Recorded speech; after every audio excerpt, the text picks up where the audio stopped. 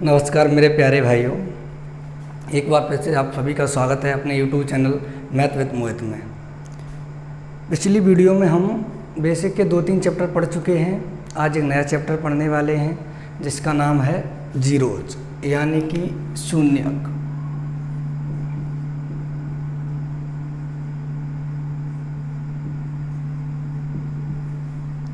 Zeros पहले ये जानेंगे कि शून्य और शून्यक में अंतर क्या होता है। ज़्यादा अंतर नहीं है, थोड़ा सा बेसिक डिफरेंस है। जैसे मैं आपको कहूँ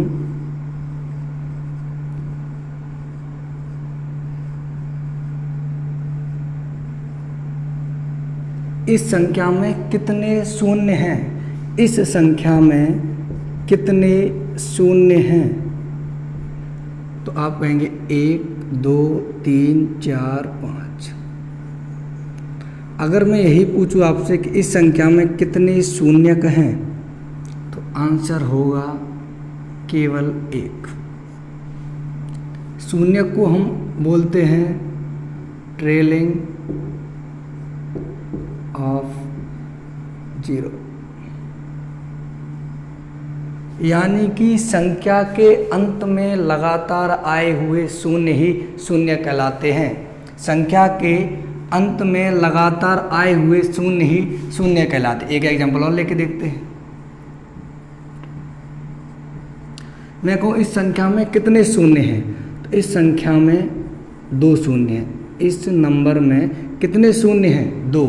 अगर मैं बात करूँ शून्य कितने हैं, तो इस संख्या में एक भी शून्यक नहीं है, यानी कि शून्यकों की संख्या हो जाएगी 0। इस संख्या में एक भी शून्यक नहीं है मेरे दोस्तों। जैसे मैं बात करूं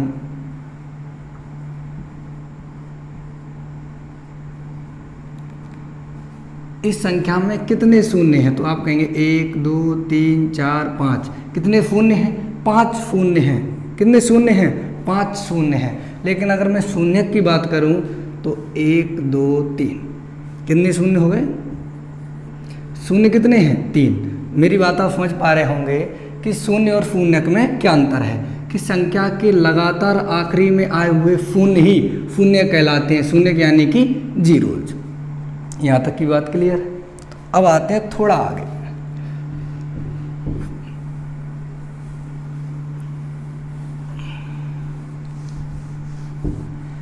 जैसे मैं कहूँ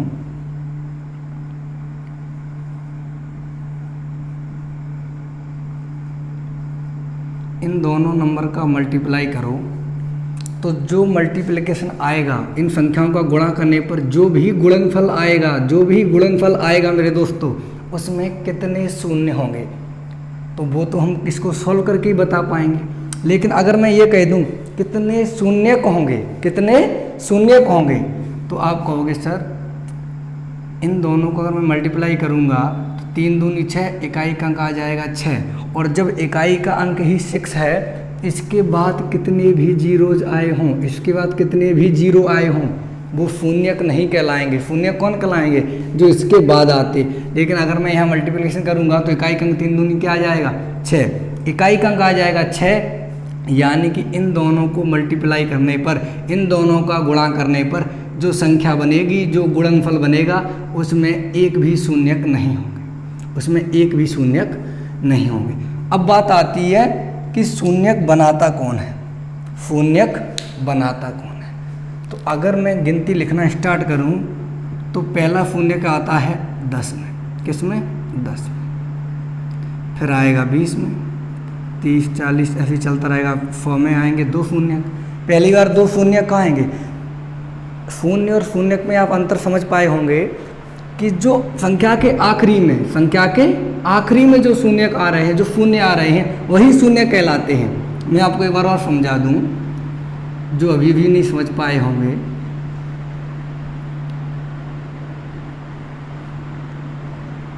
कि सर इस पूरे नंबर में, ये कंप्लीट एक नंबर है, इस पूरे नंबर में, इस पूरी संख्या में कितने जीरो हैं।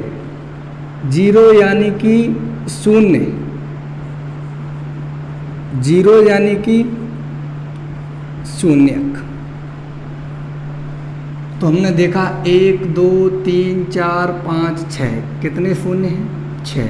लेकिन शून्य कितने हैं जो आखिरी में आए हैं, यानी कि आखिरी में आए हों, बीच में कोई संख्या आ गई तो इसके बाद जो शून्य आएंगे वो केवल शून्य रहेंगे, शून्यक नहीं रहेंगे। वो केवल क्या रहेंगे मेरे दोस्तों, वो केवल शून्य रहेंगे, शून्यक नहीं रहेंगे। यहाँ शून्य कितने हो जाएंगे सर, यहाँ शून्यकों की संख्या हो जाएगी 2। तो आज हम इस चैप्टर में यही पढ़ने वाले हैं कि किन्हीं नंबर का जब मल्टीप्लिकेशन करते हैं तो नंबर ऑफ जीरोज़, यानी कि शून्यकों की संख्या, शून्यकों की संख्या, शून्यकों की संख्या कितनी होगी मेरे दोस्तों। इतनी बात समझ पाए आप। अब हमने देखा कि सर पहला शून्यक कहाँ आता है, पहला शून्यक आता है 10 में, क्योंकि 1 में कोई जीरो नहीं, 2 में, 3 में, 4 में, 5 में, 6 में, 7 में, 8 में, 9 में, 9 तक केवल सिंगल डिजिट आते हैं। उसके बाद नंबर आने लगते हैं और पहला शून्यक हमें कहाँ मिलता है, पहला शून्यक, या हम कहें पहला शून्य, लेकिन शून्य और शून्यक में अंतर समझा चुका हूँ, उस बात को बहुत ही बारीकी से समझना है। पहला शून्यक हमें कहाँ मिलेगा, 10 में। और 10 किससे मिलकर बना है, अगर 10 के हम गुणनखंड के रूप में लिखना चाहें तो लिख सकते हैं 2 × 5। 10 मिलकर बना है 2 × 5 से। किससे मिलकर बना है, 2 × 5 से। ऐसे में एग्जाम्पल ले लूँ 20, 20 में भी शून्य का आता है। 20 किससे मिलकर बना है, 2 × 2 × 5। ऐसे में एग्जाम्पल ले लूँ 30, 2 × 3 × 5। एग्जाम्पल ले लूँ मैं 40। थोड़ा पेशेंस रखना, यहाँ से मैं जो समझाना चाहता हूँ उस चीज़ पर गौर करते हुए चलना है। तो हमने क्या देखा कि सर यहाँ भी एक शून्यक, यहाँ भी एक शून्यक, यहाँ भी एक शून्यक, यहाँ भी एक शून्यक, यानी कि 90 तक तो एक एक शून्यक आएगा। उसके बाद आता है 100 को लिख सकते हैं हम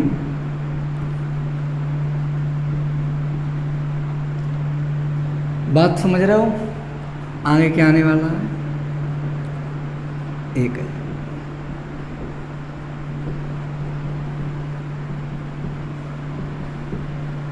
जिसको इस प्रकार फैक्टर करना नहीं आता है वो ऐसे करके कर ले, जिसको नहीं आता है कि सर आप इतनी जल्दी कैसे लिखते जा रहे हैं।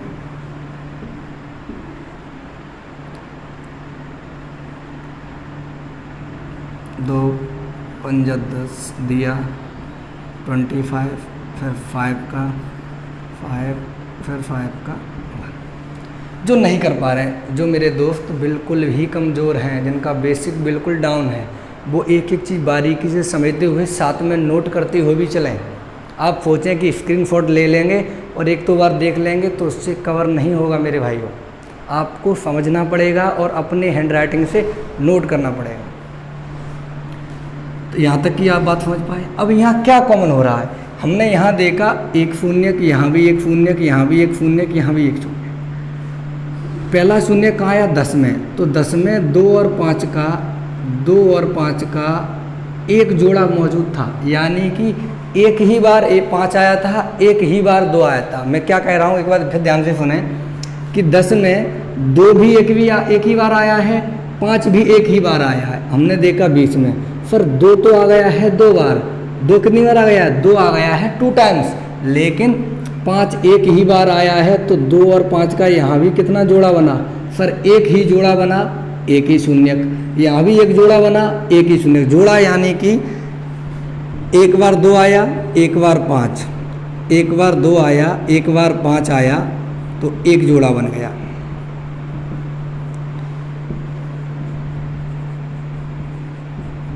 चार बार 2 आया, एक बार 5 आया, तब भी एक ही जोड़ा बनेगा, तब भी एक ही जोड़ा बनेगा। इसको आप और सरल भाषा में अगर समझना चाहें तो ऐसे समझ सकते हैं कि सर 4 दुल्हन हैं और 1 दूल्हा है।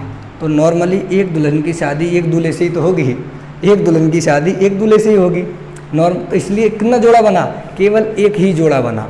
यानी कि 5 की संख्या, 5 की आवृत्ति और 2 की आवृत्ति जितनी बार भी बराबर होगी उतने ही जोड़े बनेंगे।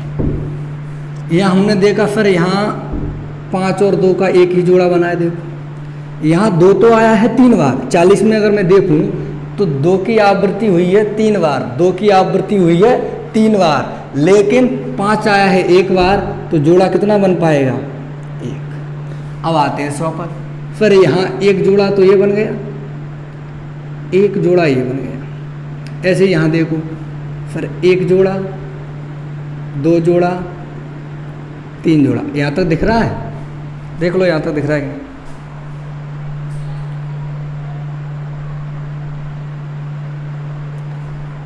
ये मेरा नाम क्यों लिखा है?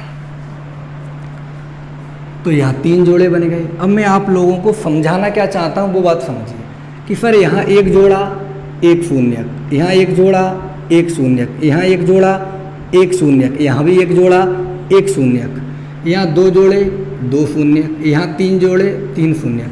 यानी कि 5 और 2 के जितने जोड़े बनेंगे, जितने भी जोड़े बनेंगे, शून्यकों की संख्या उतनी ही होगी। 5 और 2 के जितने जोड़े बनेंगे, शून्यकों की संख्या उतनी ही होगी मेरे दोस्तों। तो अब हमें समझना क्या है कि सर हमें हर बार ये निकालना पड़ेगा कि 5 कितनी बार आया है, 2 कितनी बार आया है। अगर मैं कहूँ किसी संख्या में, किसी भी नंबर में, कोई नंबर n है, कोई नंबर n है, उसमें 5 आया है 12 बार, जैसे यहाँ 5 3 बार आया है, ऐसे कोई नंबर है उसमें 5 कितनी बार आया है? 12 बार। मेरी एक बात समझना, इस 12 बार का मतलब ये नहीं है कि मैंने ये लिख दिया 55 कि यहाँ 5 कितनी बार आया है? 2 बार। नहीं, यहाँ भी 5 2 बार नहीं आया है। इसको हम पहले गुणनखंड के रूप में लिखेंगे 11 पंजा 55, 11 पंजा 55, तो 5 1 बार आया है। 55 में 5 कितनी बार आया है? 1 बार आया है। 55 में 5 कितनी बार आया है? 1 बार आया है। जो 2 दिख रहे हैं उनको नहीं देखना है, हमें ये देखना है कि उस संख्या को अभाज्य गुणनखंड के रूप में जब हम लिखेंगे, अभाज्य गुणनखंड के रूप में हम जब लिखेंगे तब 5 कितनी बार आया है। देखो एक एग्जाम्पल और देखो, जैसे मैं कहूँ आपसे बताइए इसमें 5 कितनी बार आया है, तो अगर मैं इसको ऐसे भी लिख सकता हूँ 5 × 1 1 1 1, तो या इस संख्या 5555 में भी 5 कितनी बार आया है? 5555 में भी 5 1 बार आया है। 5 कितनी बार आया है? 1 बार आया है। ऐसे नहीं गिन लेना 1 2 3 4 5 4 बार आया, नहीं, हमें ये देखना है कि गुणनखंड में कितनी बार आया है, गुणनखंड में। नहीं तो अगर ऐसे जिस तरह आप यहाँ 55 में गिनेंगे, अगर कि सर यहाँ 2 बार आया है, फिर तो 100 में 1 भी बार नहीं आया, क्योंकि दिख ही नहीं रहा है ना। 1000 में 1 भी बार आया। हमें ये देखना है कि जब इस संख्या को हम अभाज्य गुणनखंड के रूप में लिखें, अभाज्य गुणनखंड के रूप में लिखें, अभाज्य गुणनखंड विधि क्या होती है हमने अभी बताया था। जैसे मैंने 40 का डिवाइड देना, 2 का दिया 20, 2 का दिया 10, 2 का दिया 5, 5 का दिया। तो हम जितनी संख्याओं से भाग दे रहे हैं वो सभी कैसी हैं? वो सभी अभाज्य हैं, और यहाँ अभाज्य ही आएंगी। नहीं तो 40 में 4 का भाग भी चला जाता है, 4 नहीं आया है, क्योंकि जब हम 2 से डिवाइड दे रहे हैं, जब 2 से डिवाइड दे रहे हैं तो वो संख्या ऐसी नहीं बचेगी कि उसमें 4 का भाग चला जाए। क्यों? क्योंकि 2 से देंगे, कब तक देंगे? जब तक वो संख्या 2 से कटती रहेगी, यानी 2 से विभाजित होती रहेगी, तब तक हम 2 से भाग देते रहेंगे। उसके बाद हम किसका देते? अब 3 ऐसी कोई संख्या आई नहीं जिसको 3 से कटती होती। अगर यहाँ कोई संख्या ऐसी आ जाती, जैसे मैं ले लूँ 45 ले लेता हूँ, चलो 48 ले, 2 का दिया 24, फिर 2 का दिया 12, फिर 2 का दिया 6, फिर 2 का दिया 3। अब किससे करने वाली आ गई? फिर 3 से आगे और आधी 5 से आ जाती। यानी कि जब हम इस प्रकार भाग दे रहे होंगे तो 2 से भाग देंगे, 3 से भाग देंगे, 5 से देंगे, 7 से देंगे, 11 से देंगे, 13 से देंगे, और चलता रहेगा। फिर 4 से नहीं देंगे। क्यों? हालांकि ये पार्ट जो है ये हम गुणनखंड में पढ़ते हैं। कहाँ पढ़ते हैं? नंबर ऑफ फैक्टर पढ़ते हैं, तब पढ़ते हैं। फिर 4 से नहीं देंगे। क्यों? फिर जब 2 से डिवाइड हो चुका है तो 4 से क्यों देना है? 5 आ गया। फिर 6 से नहीं देंगे। जब 2 और 3 से दे चुके हैं तो 6 कहाँ से आ जाएगा? फिर 8 से नहीं देंगे, 2 से दे चुके हैं। फिर 9 से नहीं देंगे, 3 से दे चुके हैं। बात समझ रहे हैं ना मेरी बात को? तो इसी को बोलते हैं अभाज्य गुणनखंड विधि। तो बात समझ पा रहे हो? यहाँ 5 कितनी बार आया है? 1 बार आया। इनको मत काउंट कर लेना। चलो अब आ जाओ यहाँ पर। अब मैंने कहा कोई संख्या n है, कोई संख्या कौन है? कोई संख्या n है जिसमें 5 आया है 12 बार, 5 आया है 12 बार, और 2 आया है 28 बार, 2 आया है 28 बार। मेरी बात ध्यान से सुनना, नंबर काफ़ी बड़ा होगा कि एक संख्या है जिसमें 5 आया है 12 बार। किस प्रकार आया है? इस प्रकार, जब उसको फैक्टर किया गया है तो उसमें 5 कितनी बार आया है? जैसे 1000 में 5 3 बार आया है, ऐसे इस संख्या में कोई संख्या n है, उसमें 5 आया है 12 बार, 2 आया है 28 बार। तो बताइए शून्य कितने बनेंगे? तो मेरी बात बताओ दोस्तों, अगर मैं इसी सवाल को ले लेता, जैसे मान लो 1000 है, यहाँ कोई नंबर n लिखा होता, और लो मैंने यहाँ इन 2 बार 2 का मल्टीप्लाई और कर दिया, 2 बार 2 का मल्टीप्लाई और कर दिया। तो अब बताइए इस संख्या में कितने शून्यक होंगे? तब भी इसका आंसर कितना रहेगा सर? 3 ही शून्यक होंगे। क्यों? इन दो के साथ ये 2 जो 2 बार आए हैं, इन 2 के साथ जो जोड़े बनाएंगे वो 5 तो हमारे पास है ही नहीं, वो 5 तो हमारे पास है ही नहीं। यानी कि अगर मैं कहूँ कि इस सवाल में 2 कितनी बार आया है, तो इस सवाल में 2 आया है 5 बार और 5 आया है 3 बार, तो शून्यक भी कितने बने? 3। यही बात यहाँ समझो कि सर 2 आया है 28 बार, 5 आया है 12 बार, तो शून्यक कितने बनेंगे सर? शून्यक बनेंगे 12, क्योंकि 5 जो 12 5 हैं, मेरी बात समझ पा रहे हैं ना? जो 12 बार 5 आए हैं, जो 12 बार 5 आए हैं वही तो शून्यक बना पाएंगे। बाकी इसमें से जो 26 या 16 2 बचेंगे, उनके साथ कोई 5 होगा ही नहीं कि जो जोड़े बना पाए। जिसको अभी भी समझ आए थोड़ा और समझे अच्छे से। जैसे यहाँ कितने 5 शून्यक बनेंगे सर? यहाँ 12 शून्यक बनेंगे, क्योंकि जो कम बार आया होगा, जिसकी आवृत्ति कम बार हुई होगी, कम बार माने जो कम बार आया होगा उतने ही शून्य बनेंगे। यहाँ हमने देखा 2 आया था 5 बार, 5 आया था 3 बार, तो शून्य कितने बने? 3 ही। ऐसे में कोई नंबर लिख दूँ,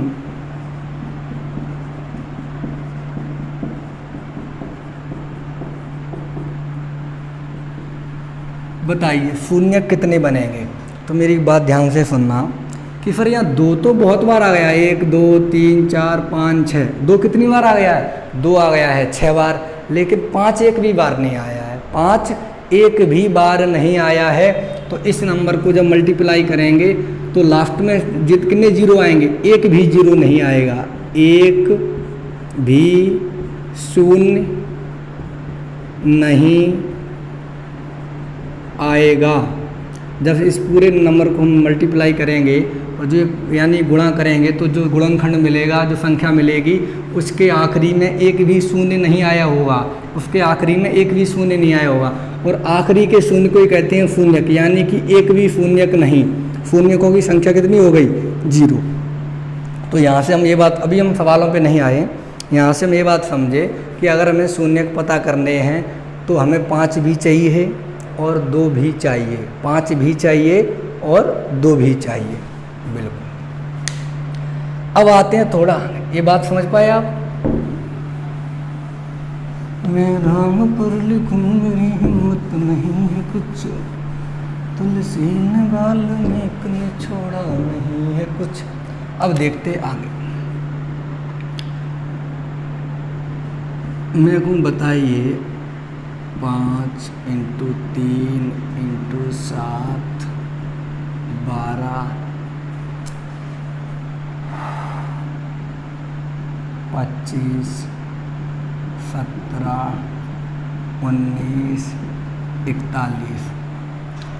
इस संख्या को गुणा करने पर जो संख्या प्राप्त होगी उसमें कितने शून्यक होंगे? अगर मैं आपसे ये कह रहा हूँ कितने शून्यक होंगे, इसका मतलब है उस संख्या के आखिरी में कितने शून्य होंगे। जो आखिरी में शून्य आते हैं उन्हें को शून्य कहते हैं, ये बात हम जान चुके हैं।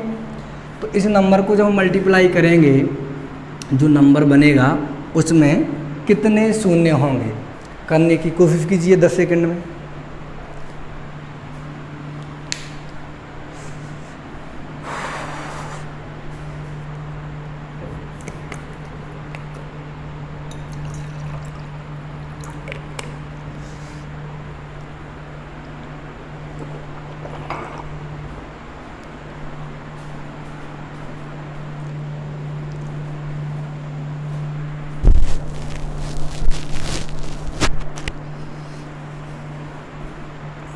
आइए देखते हैं क्या कहानी बन रही है।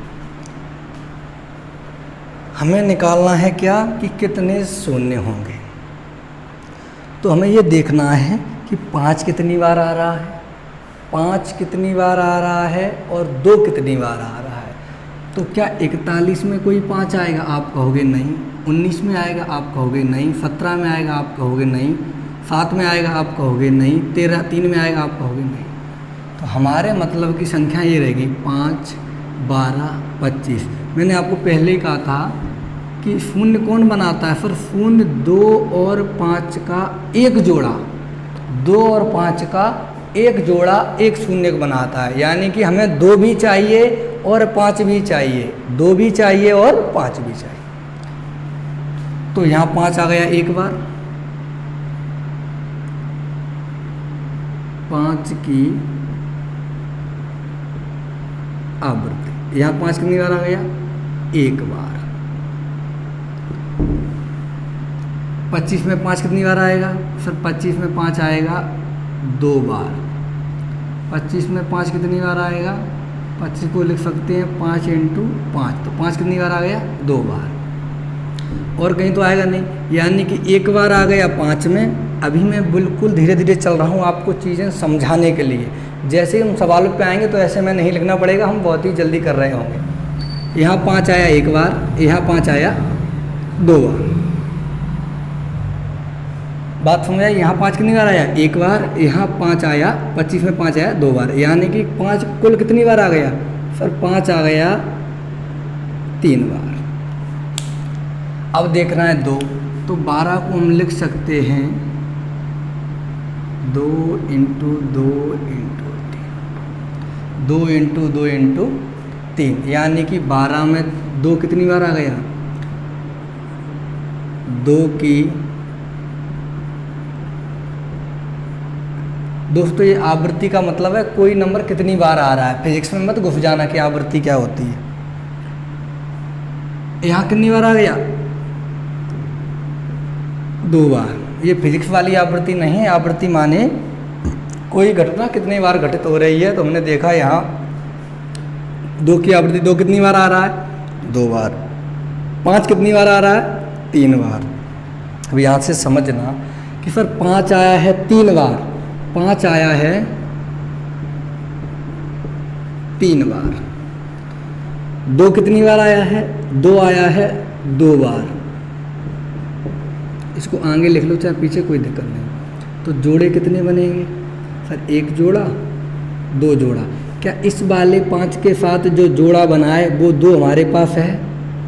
इस वाले 5 के साथ जो जोड़ा बनाए वो 2 क्या हमारे पास है? आप कहोगे नहीं। यानी कि इसका अर्थ हुआ कि सर शून्य कितने बनेंगे? शून्य कितने बनेंगे? शून्य बनेंगे 2, क्योंकि जोड़े कितने बन पाए? 2। और जितने जोड़े उतने ही शून्य। 5 और 2 के जितने जोड़े उतने ही शून्य। तो इस सवाल का आंसर हो जाएगा कि सर इस संख्या, इस सभी नंबरों को जो हम मल्टीप्लाई करेंगे, सभी नंबरों को मल्टीप्लाई में ये भी भाग लेंगे, लेकिन ये शून्य बनाने में भाग नहीं लेंगे। गुणनखंड में गुणनफल में ये नंबर भाग लेंगे सभी। गुणनफल में जब गुणा कर रहे होंगे तो सभी का मल्टीप्लाई हो रहा होगा, लेकिन ये शून्यक बनाने में कोई महत्व नहीं रखते हैं। शून्यक बनाने में ये कोई भी सहायता नहीं करेंगे। इनका कोई मतलब नहीं है कि ये शून्यक बनाने में कोई योगदान दें। शून्यक बनाने में केवल कौन योगदान देगा? फिर जिसमें 5 हो और जिसमें 2 हो, जिसमें 5 हो और जिसमें 2 हो। तो 5 आया यहाँ 3 बार, 2 आया 2 बार, तो शून्य कितने बने? 2। यहाँ से आप समझ पा रहे होंगे सर 5 और 2 में जो संख्या या तो 5 या 2, इन दोनों में जो कम बार आया होगा, जो कम बार का मतलब है जिसकी आवृत्ति कम हुई है। जी हाँ, 2 बार आए 3 बार आया, तो जिसकी आवृत्ति कम हुई है शून्यकों की संख्या उतनी ही होगी, क्योंकि जोड़े उतने ही बन पाएंगे। इतनी बात आप समझ पाए? बहुत अच्छी। चलो अब आते हैं थोड़ा आगे, इसको साफ करने वाला है यार।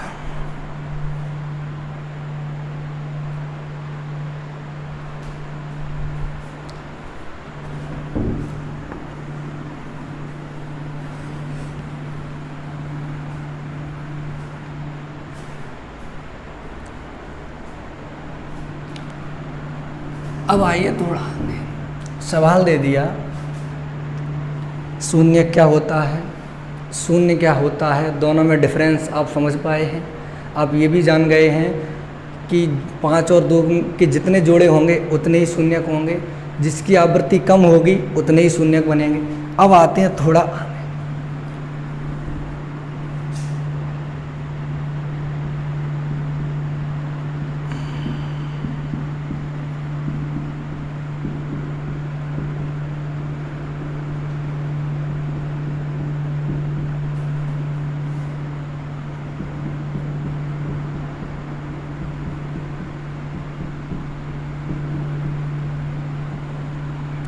ये संख्याएं लिखी हैं लगातार और मल्टीप्लाई में, 1 से लेकर 1 से शुरू होते हुए कहाँ तक लिखी हैं 16 तक, और लगातार गुणा में संख्याएं लिखी हैं।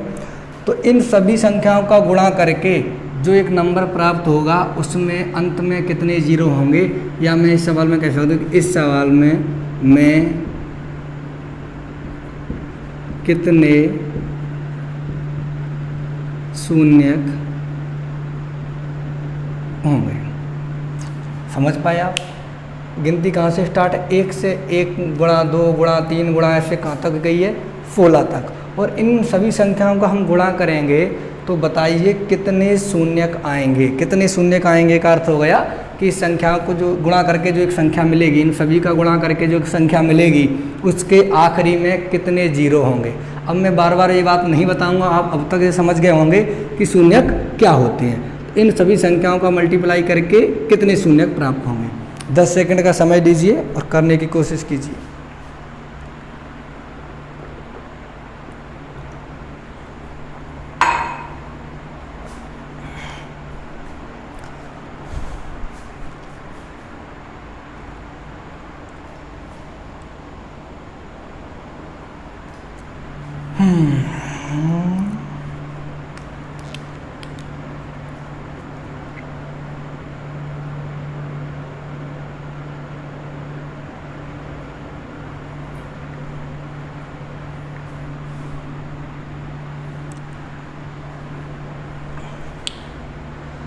चलो आइए देखते हैं क्या बात हुई है। तो हमें यहाँ क्या निकालना पड़ेगा, पहले 5। यहाँ हम एक और तरीका सीखेंगे कि किसी की आवृत्ति, किसी भी नंबर की आवृत्ति जल्दी कैसे निकालें। हमें देखना है यहाँ 5 की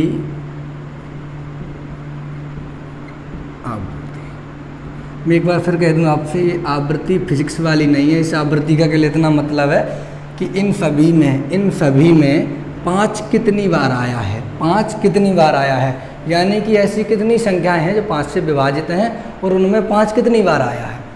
तो हमने देखा सर यहाँ आया है 1 बार नहीं लिख रहे, चलो 1 यहाँ आया है 5।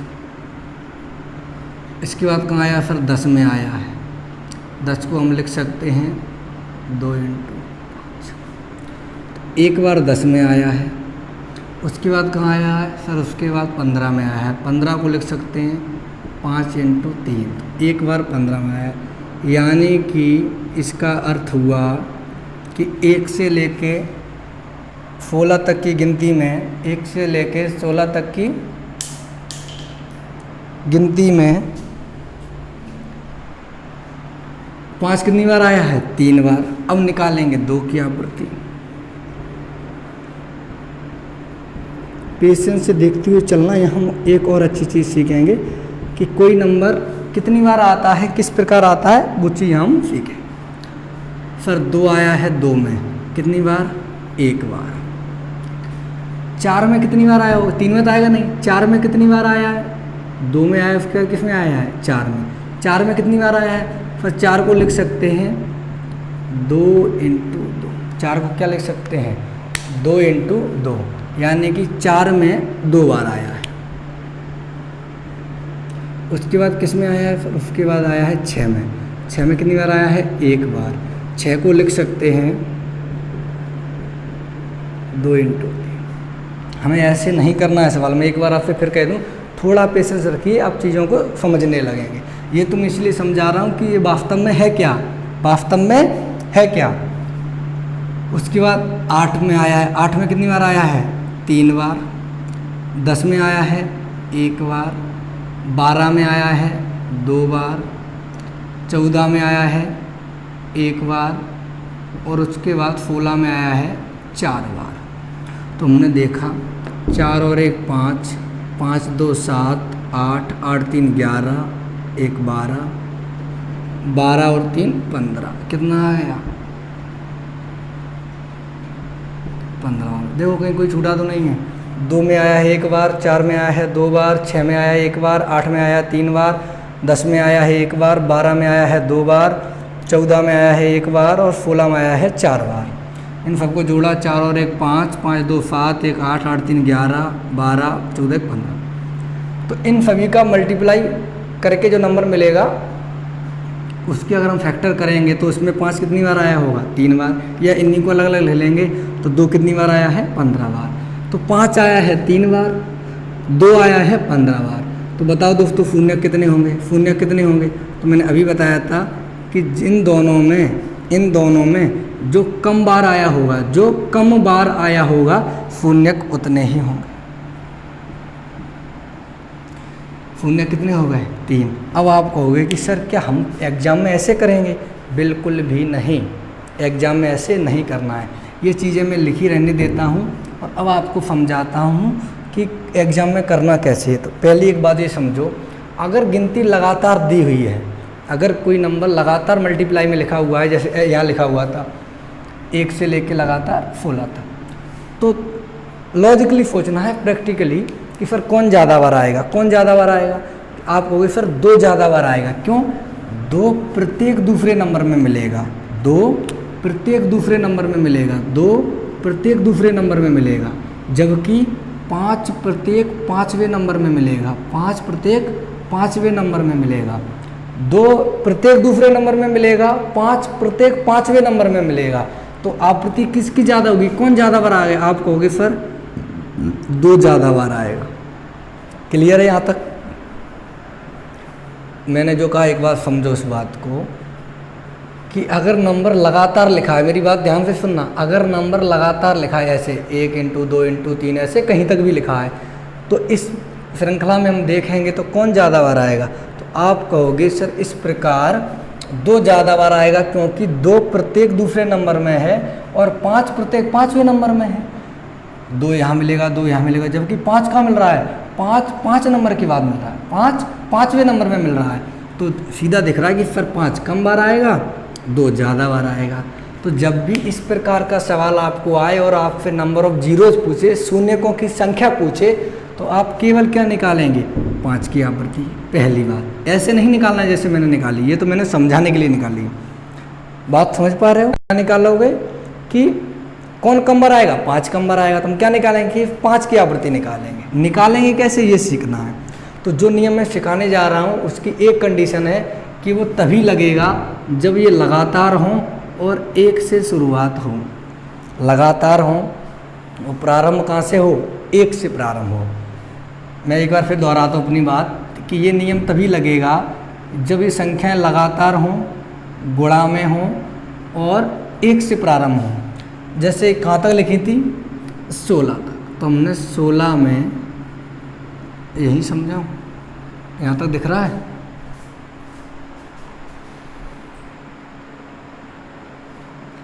यहाँ मैं कुछ लिखूँगा, दिखेगा?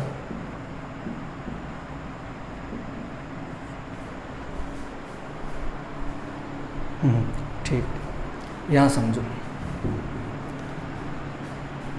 पहले ये हमने ये देख लिया, इस पर 2 आया है 15 बार और 5 आया है 3 बार। चलो अब समझते हैं। तो मैंने क्या कहा था, जो नियम मैं लगाने जा रहा हूँ, जो नियम नहीं है, केवल एक बेसिक जानकारी है, उसको समझने का एक तरीका मात्र है बस। गिनती कहाँ से शुरू हो, श्रृंखला 1 से, सभी मल्टीप्लाई में हों, और हमें मल्टीप्लाई में ना हो तब भी जानकारी हो सकती है, लेकिन 1 से शुरू हो। दूसरी बात है कि लगातार हो। 2 कंडीशन तो आपको फॉलो करनी ही पड़ेगी। तो लास्ट संख्या कितनी है, 16, और हमें निकालना है क्या कि 5 कितनी बार आया है। तो जो नंबर निकालना है उसका भाग दे दो, 5 तिया 15। अगर ये नंबर जो यहाँ आया है, ये नंबर क्या है, ये भागफल, ये नंबर इस वाले से छोटा है तो कोई दिक्कत ही नहीं है। लेकिन अगर इस वाले से बड़ा होता, 5 से बड़ा होता, तो हम एक बार और भाग देते। तो यहाँ से मैं तुरंत पता चला गया सर, एक ही बिल्कुल 10 सेकंड के समय, 10 सेकंड का ही समय नहीं लगेगा। 16 में हमने 5 का भाग दिया, 5 तिया 15। आप कहोगे सर एक शेषफल बचा। केवल हमें ये देखना है कि कंप्लीट भाग कितनी बार जा रहा है, कंप्लीट भाग कितनी बार जा रहा है, समझ रहे हो ना मेरी बात। तो 3 बार गया, शेषफल को कर देंगे इग्नोर, शेषफल की यहाँ कोई ज़रूरत नहीं।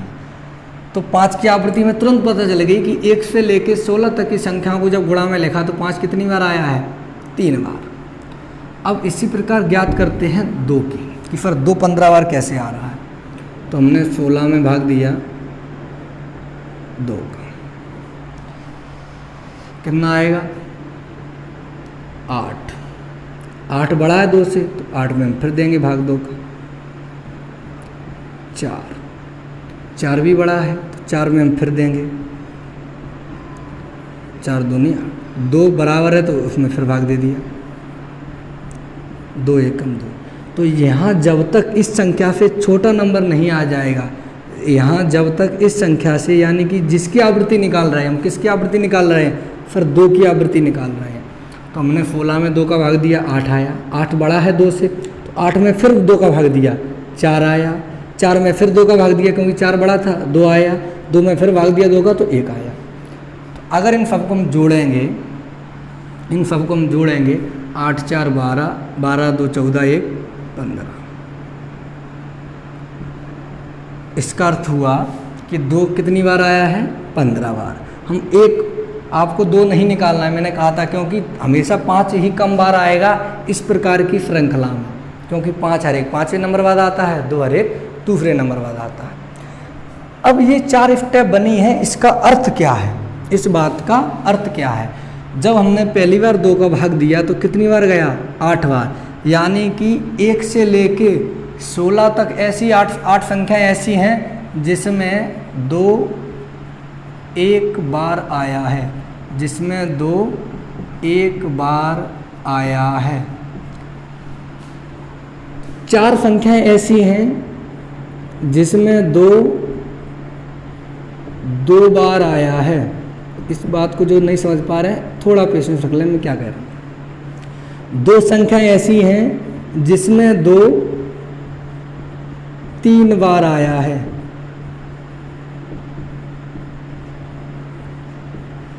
एक संख्या ऐसी है जिसमें 2 4 बार आया है। इस बात को एक बार फिर समझें। 1 से लेके 16 तक 8 संख्याएं ऐसी हैं जिसमें 2 एक बार आया है। इस बात को हम ऐसे भी कह सकते हैं कि 8 संख्याएं ऐसी हैं जो 2 से पूर्णतः विभाजित हैं, क्योंकि अगर उसमें 2 एक बार आया है और यहाँ 2 एक बार आने का अर्थ है कि 2 एक बार फैक्टर में आया है, गुणनखंड में आया है। किस में आया है, गुणनखंड में आया है, यानी कि उसका एक मल्टीपल 2 है, उसका एक गुणनखंड 2 है। 4 संख्याएं ऐसी हैं जिसमें 2 बार आया है। 2 संख्याएं ऐसी हैं जिसमें 2 3 बार आया है। एक संख्या ऐसी है जिसमें 2 4 बार आया है। जब हमने पहली बार भाग दिया तो 2 एक बार आया, दूसरी बार भाग दिया तो 2 बार आया, तीसरी बार भाग दिया तो 2 3 बार आया, चौथी बार भाग दिया तो 2 4 बार आया। अगर यहाँ संख्या ऐसी आ जाती जो 2 से बड़ी होती और हम एक स्टेप और बढ़ा देते तो इसका अर्थ होता कि 2 5 बार आया होगा किसी नंबर में। अब वो नंबर देखते हैं कि कौन कौन से हैं ताकि आप समझ पाओ। अगले सवाल से हम बिल्कुल बेसिक जानकारी लेके चलेंगे और जल्दी सवाल करने की कोशिश करेंगे। यहाँ आप तरीका सीख रहे हैं, कॉन्सेप्ट सीख रहे हैं कि वास्तव में हो क्या रहा है। तो हमने देखा सर वो कौन सी संख्या 8 हैं जिनमें 2 एक बार आया है।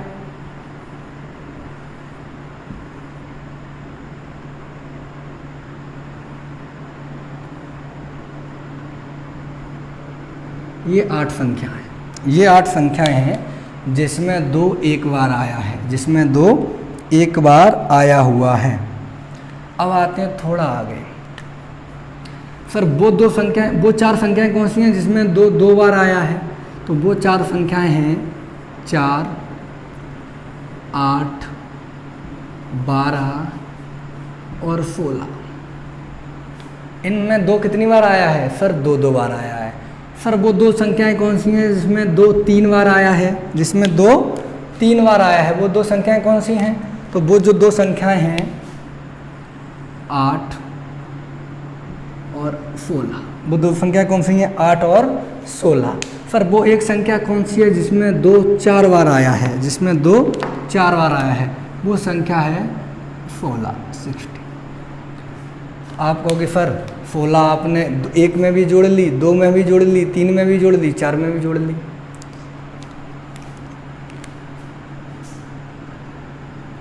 दो लड़के हैं क्लास में, कितने लड़के हैं? 2। एक के, चलो 3 ले लेते और अच्छा समझ पाओगे आप। कितने लड़के हैं? 3। एक के पास 10 रुपये हैं, एक के पास 15 रुपये हैं, एक के पास 20 रुपये हैं। मैं कहूँ उन लड़कों की संख्या बताइए, कुल कितने लड़के हैं? 3। उन लड़कों की संख्या बताइए जिनके पास कम से कम 10 रुपये हैं, जिनके पास कम से कम मतलब एटलीस्ट कितने रुपए हैं? 10 रुपये। कम से कम 10 रुपये, मिनिमम 10 रुपये हैं उनके पास। तो एक तो हो गया ए। क्या बी के पास 10 रुपये नहीं है? अब वो फिर बी के पास तो 15 रुपये है, तो क्या 10 रुपये नहीं है? कम से कम तो 10 हैं। कम से कम 10 का अर्थ है कि सर 10 से कम नहीं होने चाहिए, 10 से ज़्यादा कितने भी हो सकते हैं।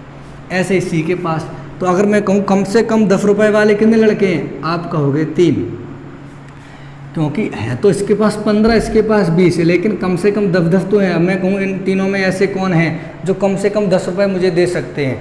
तो आप कहो फिर तीनों दे सकते हैं, क्योंकि कम से कम 10 तो सभी के पास हैं।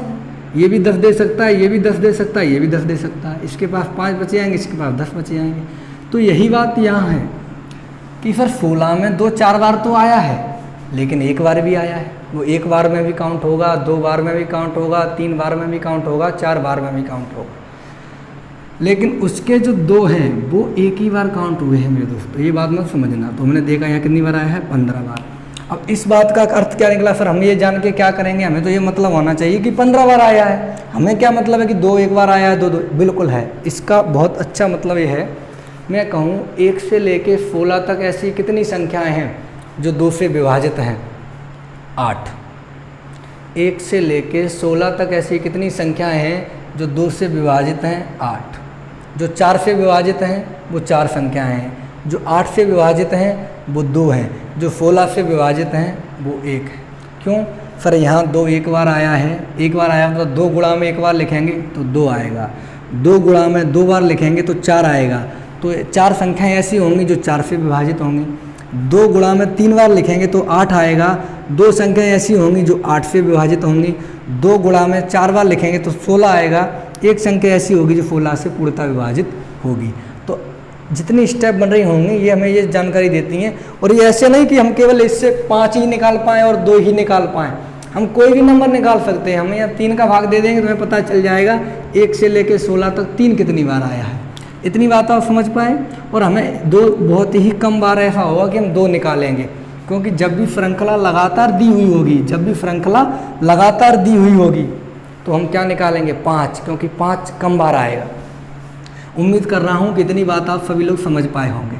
अब आते हैं असल सवालों पे जो पेपर में आने वाले हैं। इस चीज़ को एक बार देख लो, फिर मैं इसको साफ करता हूँ।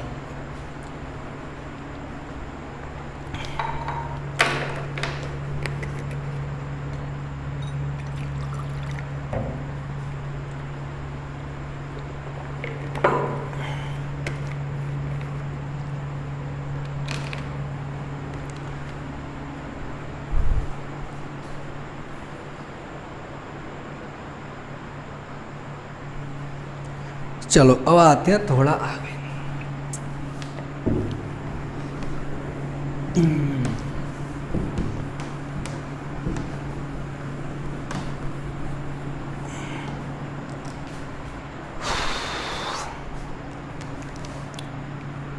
सवाल है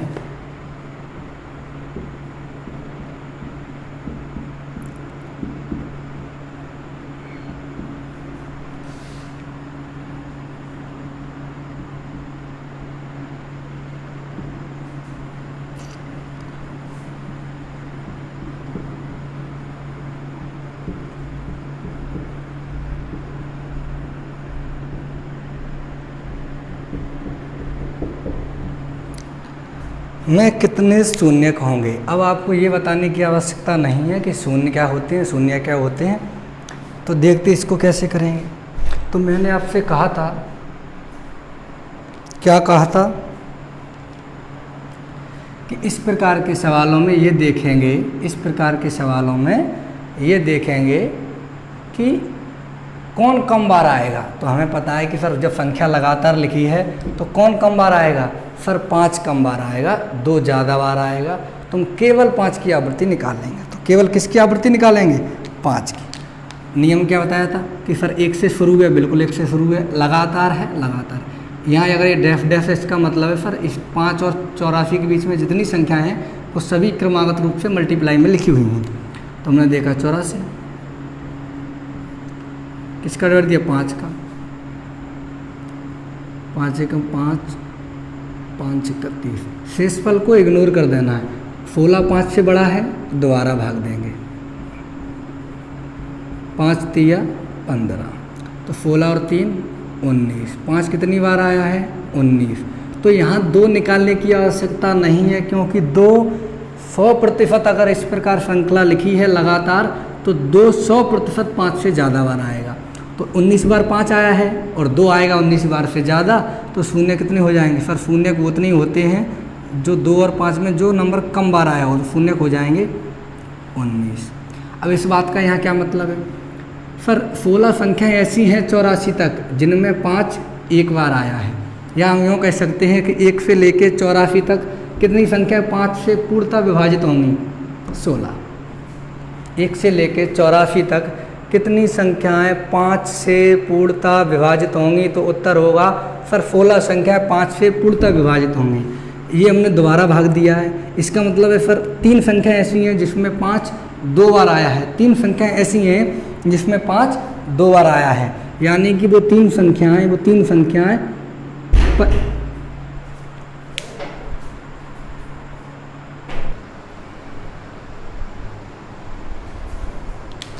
हाँ, तो मैं क्या कह रहा था, इस बात का क्या अर्थ हुआ कि 3 संख्याएं ऐसी हैं जहां 5 2 बार आया है, 3 संख्याएं ऐसी हैं जहां 5 2 बार आया है, और 5 2 बार आने का अर्थ है 5 × 5 यानी कि 25 आया है। क्या आया है, 25 आया है। तो 1 से लेके 84 तक 3 संख्याएं ऐसी होंगी, 1 से लेके 84 तक 3 संख्याएं ऐसी होंगी जो 25 से विभाजित होंगी, जो 25 से विभाजित होंगी। कौन कौन, 25, 50, ये 3 संख्याएं 25 से पूर्णतः विभाजित होंगी। और इन तीनों संख्याओं में यहाँ भी 5 2 बार आया है, यहाँ भी 5 2 बार आया है, यहाँ भी 5 2 बार आया है। बात समझ पा रहे हो, बिल्कुल। तो इस सवाल का आंसर क्या हो गया, सर 19। हमने केवल 5 की आवृत्ति निकाली है, केवल 5 की आवृत्ति, 2 की क्यों नहीं निकाली, क्योंकि सर 200% 5 से अधिक बार आएगा। इतनी बात समझे। चलो अगला सवाल देखते हैं। ऐसा ही एक कोशिश करना कि आप कर पाओ।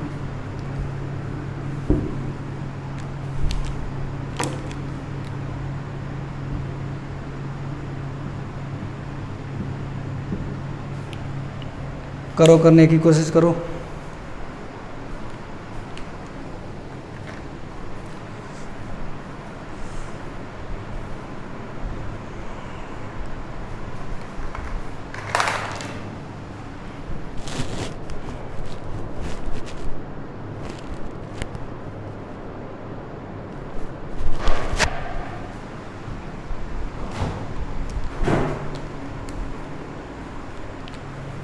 कुछ भी नहीं करना है, क्या देखना है सर, गिनती 1 से शुरू है, शुरू है सर, लगातार है, बिल्कुल।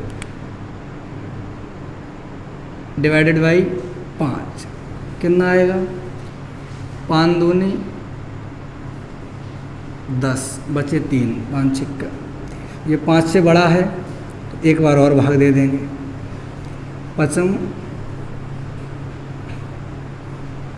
25, ये भी 5 से बड़ा है, सॉरी बड़ा नहीं है, बराबर है, तो एक बार और भाग दे देंगे।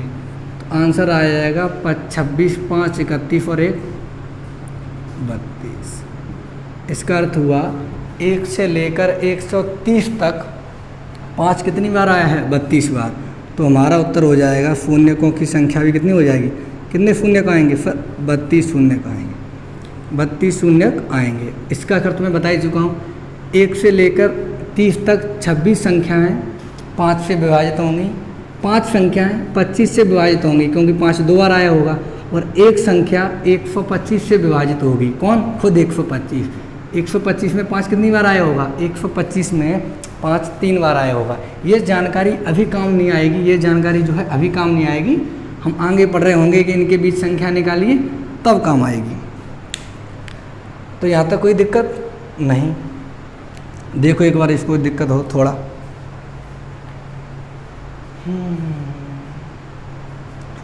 अब बढ़ते हैं थोड़ा आगे। उम्मीद कर रहा हूँ यहाँ तक आपको बातें समझ आ रही हों।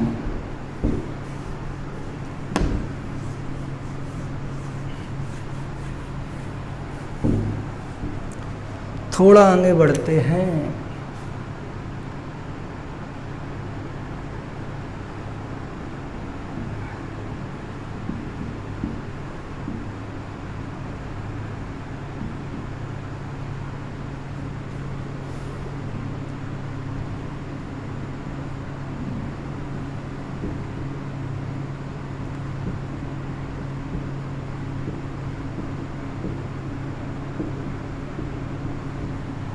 इस बार उसने थोड़ा सवाल चेंज कर दिया। इस पर थोड़ा सवाल चेंज क्या है कि फिर इस बार श्रृंखला 1 से शुरू नहीं है, 1 से प्रारंभ नहीं है। इस बार श्रृंखला 1 से प्रारंभ नहीं है। कहाँ से प्रारंभ है? सर इस बार उसने 48 से स्टार्ट किया है और 130 तक गया है।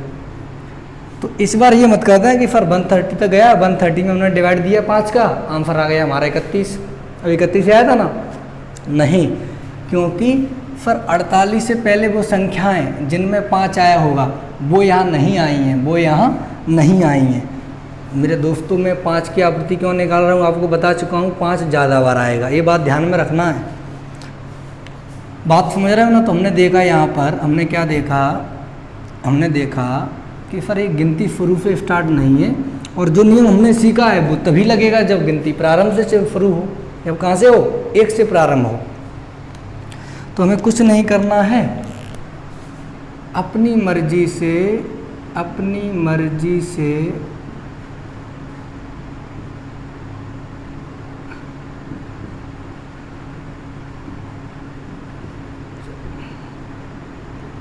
यहाँ इन नंबर का हमने अपनी मर्जी से मल्टीप्लाई कर दिया। यहाँ तक तो लिखा हुआ था, इन नंबर का हमने अपनी मर्जी से मल्टीप्लाई कर दिया। अब हम देख रहे हैं कि अब हमारी श्रृंखला, अब हमारी सीरीज 1 से लेके 130 तक बन गई।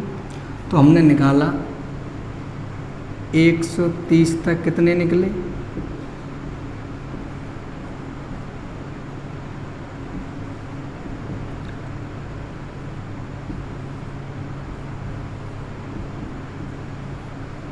इकतीस।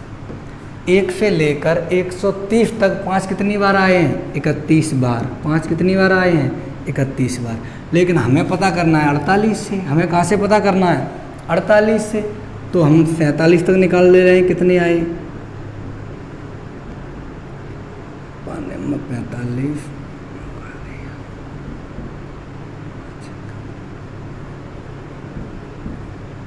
तो यहाँ से हमें क्या पता चला? हमें पता चला कि 1 से लेकर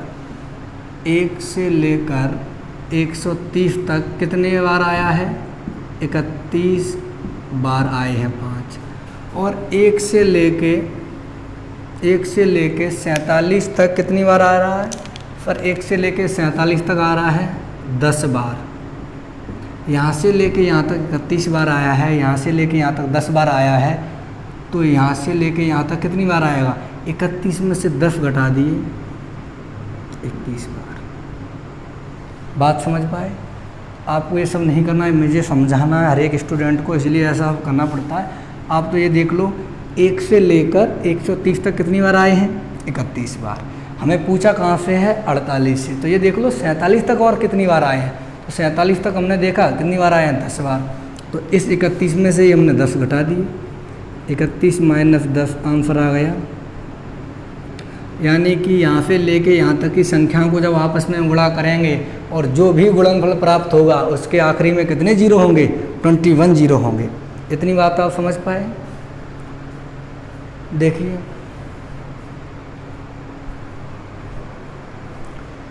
देखो देखो देखो, बिल्कुल। अब चलते हैं थोड़ा आगे।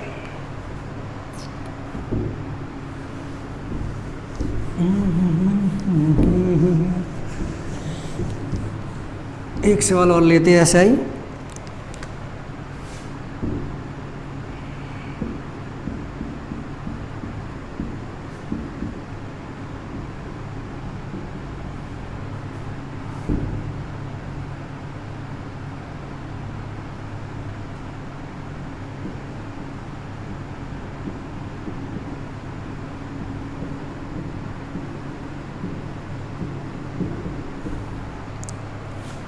यहाँ भी हमने देखा, क्या देखा कि सर हम यहाँ शून्यक तो तब निकाल पाएंगे जब श्रृंखला कहाँ से हो, एक से स्टार्ट हो। तो पहले इसको हम एक तक बनाएंगे।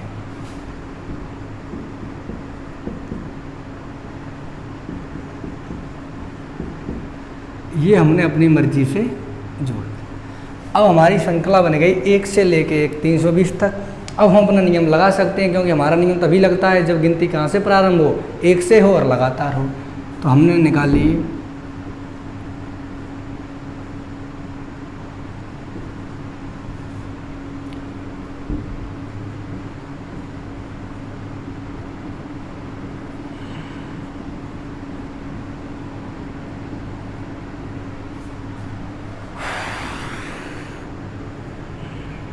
कितना हो रहा है, 1478।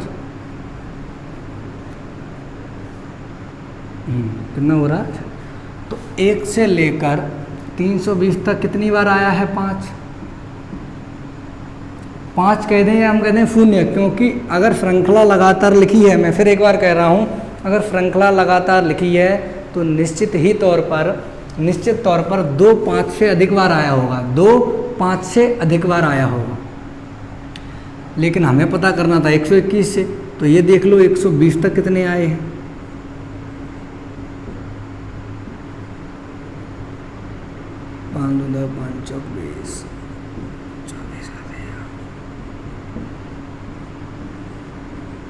कितनी बार आए हैं सर? 28 बार।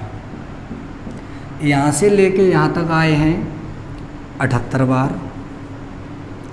यहाँ से लेके यहाँ तक आए हैं 28 बार। अगर इस पूरे में से हम इसको हटा देंगे तो यही पार्ट तो बचेगा। आंसर आ गया 50। यानी कि 121 से लेके 320 तक की संख्याओं को जब आपस में गुणा करेंगे, जो भी गुणनफल प्राप्त होगा उसके आखिरी में कितने जीरो होंगे? 50 जीरो होंगे। यहाँ तक बातें आपको समझ पाए? अब बढ़ते हैं थोड़ा अलग सवालों पे। अलग कुछ नहीं है, थोड़ी एक चीज़ सीखनी है आपको। ये बात समझ आई होगी, मैं ऐसी उम्मीद करता हूँ।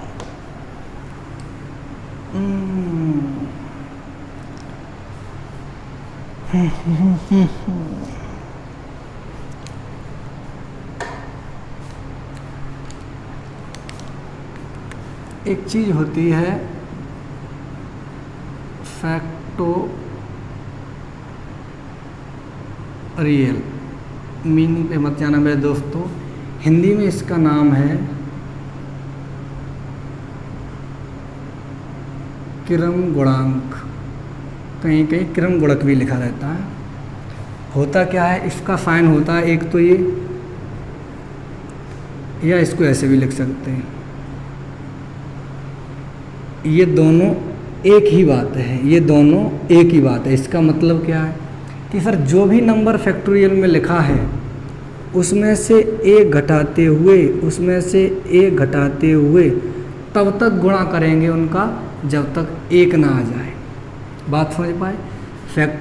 पहली बात, ये दोनों एक ही बात है। चाहे हम इसको फैक्टोरियल क्रम गुणांक, इसको ही फैक्टोरियल कहते हैं। इसको ऐसे भी लिख सकते हैं, इसको ऐसे भी लिख सकते हैं।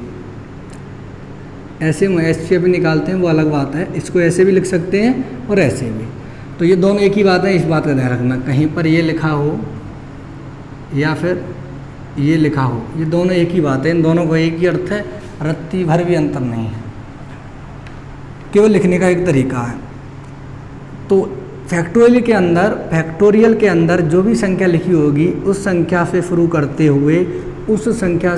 करते हुए उसमें से एक घटाते हुए हम कहाँ तक जाएंगे, एक तक, उन सबका गुणा करेंगे तो जो भी आंसर आएगा वो इसका मान होगा, तो फैक्टोरियल 5 की वैल्यू 120। ऐसे मेरे को बताइए फैक्टोरियल 3, तो 3 2 1 आ गया, 3 दूनी 6, 6 एकम 6, तो फैक्टोरियल 3 का कितना मान आ गया, 6। अगर मैं कहूँ फैक्टोरियल 8, इसका मतलब है 8 7 6 5 4 3 2 1, और इन सब का गुणा करने पर जो भी संख्या आएगी वो फैक्टोरियल 8 का मान होगा। हम यहाँ फैक्टोरियल हल करना नहीं सीख रहे हैं, इसको अगर और बिल्कुल डिटेल में पढ़ना है तो पढ़ते हैं हम क्रमचय और संचय में, कॉम्बिनेशन और परमुटेशन में, लेकिन यहाँ इसकी क्या ज़रूरत पड़ गई उस बात को समझते हैं। मैं उम्मीद करता हूँ कि आप फैक्टोरियल को मतलब समझ पाए होंगे। ये केवल संख्याओं को लिखने का एक तरीका है, केवल संख्याओं को लिखने का एक तरीका मात्र है। ये रेड कलर से लिख रहा हूँ मैं, दिख रहा है? हाँ देखो तो ऐसे ही दिख रहा है।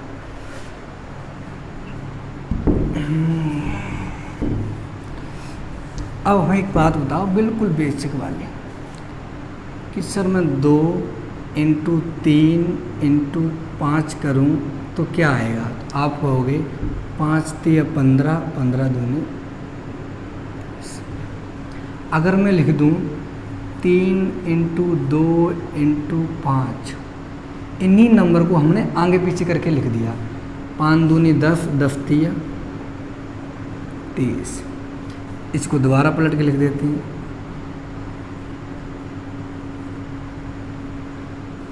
3 दूनी 6, 6 पंजा 30।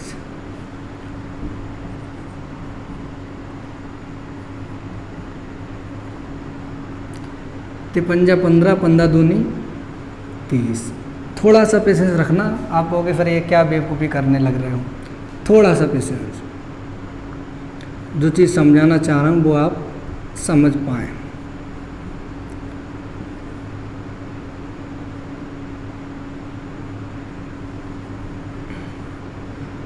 दो 3 6, 6 पंजा 30। हमने देखा कि संख्या 3 ही है, इन्हीं संख्याओं को हमने क्रम पलट के लिख दिया, लेकिन जो अंतिम परिणाम आया वो तो इक्वल है। इसका अर्थ हुआ कि सर मल्टीप्लाई में हम संख्याओं को इधर उधर करके लिख सकते हैं, उससे कोई फ़र्क नहीं पड़ता। ये बात समझ पाए? अब थोड़ा आगे आते हैं।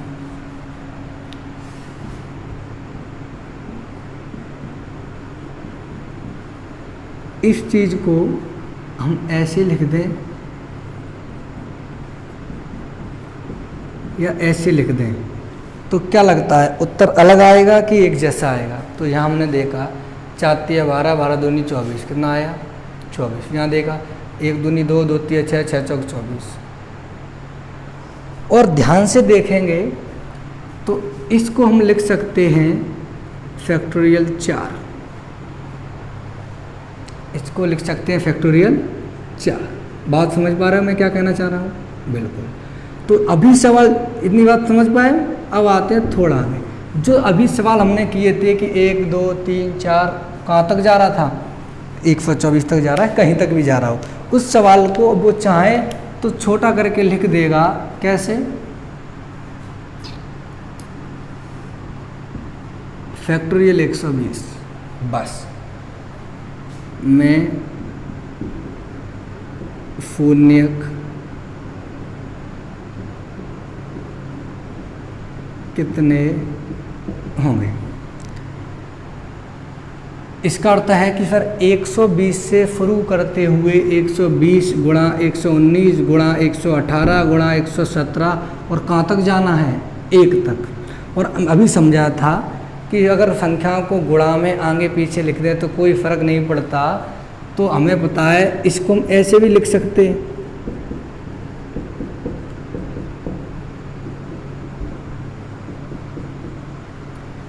क्योंकि जब फैक्टोरियल खोलेंगे तो ऐसे लिखा जाएगा 120 इंटू 119 इंटू 117 उल्टा, लेकिन हमने इसको उल्टा करके लिख दिया क्योंकि अभी हमने चेक किया था कि सर मल्टीप्लाई में चाहे इधर से कर लो चाहे उधर से, मल्टीप्लाई सेम आने लग रहा है। और इन सवालों को फॉलो करना भी आप सीख के आए हो। तो जब भी फैक्टोरियल आए तो हम यहाँ किस में भाग देंगे, 120 में। कितना आया